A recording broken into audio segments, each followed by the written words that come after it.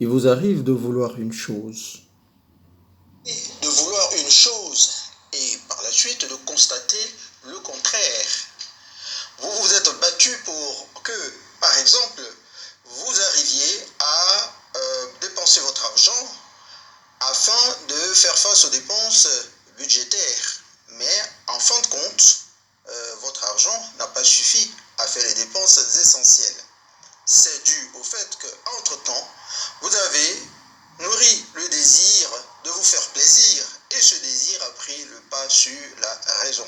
Alors, il y a beaucoup de cas, de figures qui se produisent de la sorte, mais l'homme a toujours voulu, en quelque sorte, atteindre un idéal, mais au bout du compte, il n'arrive pas. Quelle en est la cause?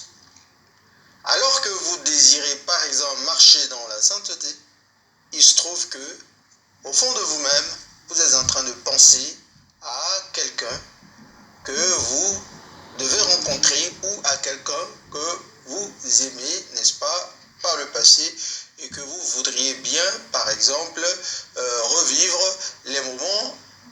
On dit que parfois, dans la vie, il y a des bons moments et des mauvais moments. Donc, vous pensez incessamment aux bons moments. Et donc, en savourant cela, le désir refait surface. Ce sont ces habitudes qui se produisent et qui font que on n'arrive pas souvent à atteindre l'objectif, bien que nous nous battons pour sortir de cette situation.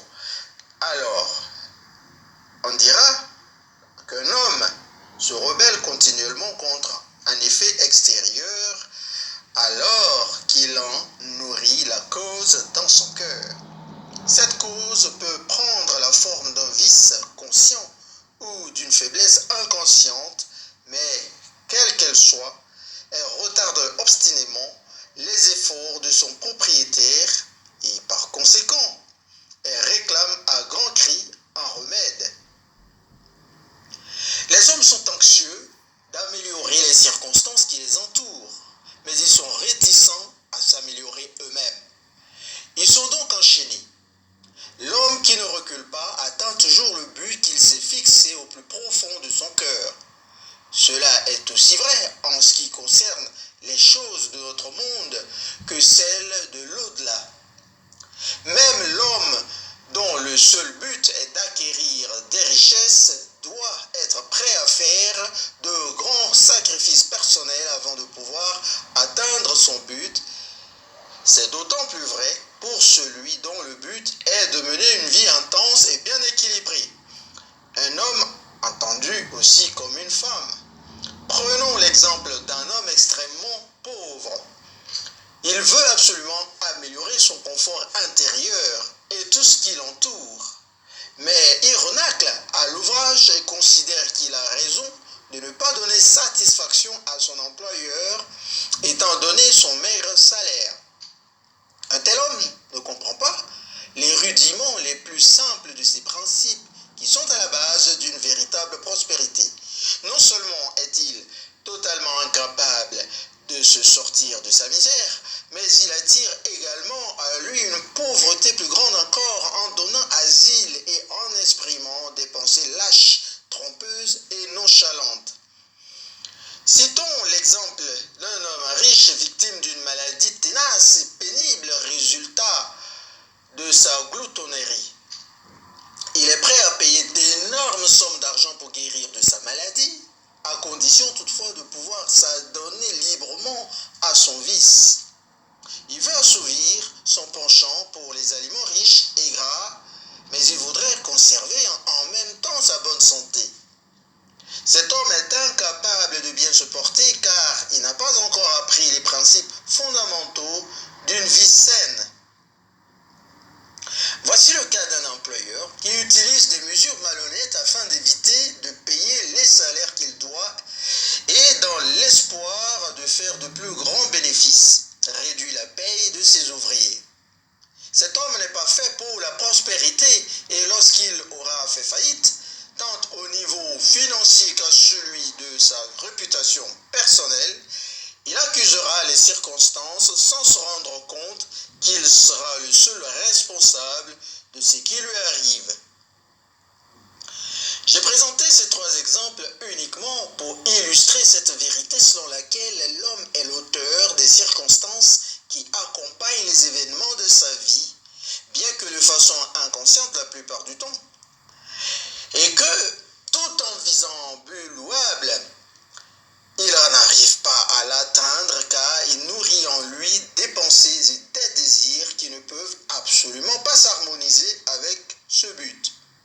On peut citer des cas semblables à l'infini, mais cela est inutile car le lecteur peut, s'il le décide, retracer l'action des lois de la pensée dans son esprit et dans sa propre vie.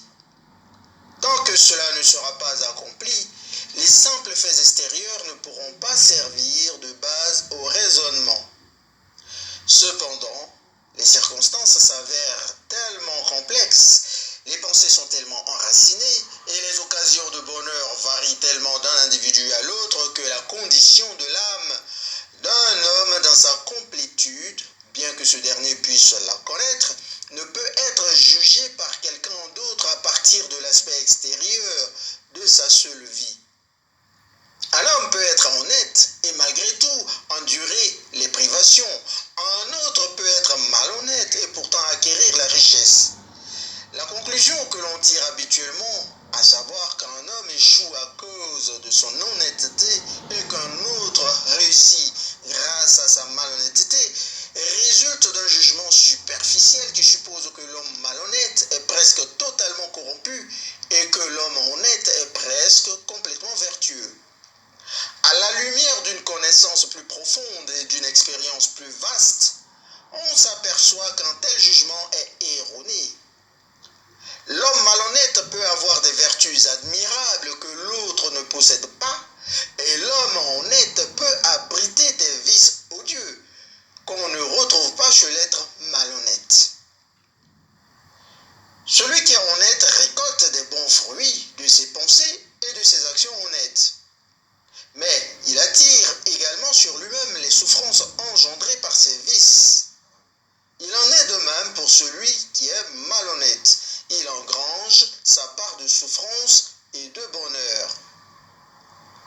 Il plaît à notre vanité humaine de penser que l'on souffre à cause de nos vertus, mais tant qu'un homme n'a pas réussi à extirper de son esprit toutes les pensées malsaines, amères et impures, tant qu'il n'a pas pu purifier son âme de toutes les traces de ses péchés, il ne pourrait être en mesure de savoir et d'affirmer que ses souffrances résultent de ses qualités et d'affirmer que ses souffrances résultent de ses qualités, dis-je, et non pas de ses défauts. Et au cours de ce processus, bien avant d'avoir atteint cette perfection suprême, il aura découvert par l'introspection les principes de la grande loi, entièrement juste, et qui ne peut pas par conséquent prendre le bien pour le mal pour le bien. Possédant une telle connaissance, il saura alors, en considérant son ignorance passée et son aveuglement, que sa vie est et a toujours été bien ordonnée et que toutes ses expériences passées, bonnes ou mauvaises, furent l'équitable résultat de son ego en évolution au tout début de son développement. De bonnes pensées et de bonnes actions ne peuvent jamais donner de mauvais résultats. Des pensées et des actions mauvaises ne peuvent jamais donner de bons résultats.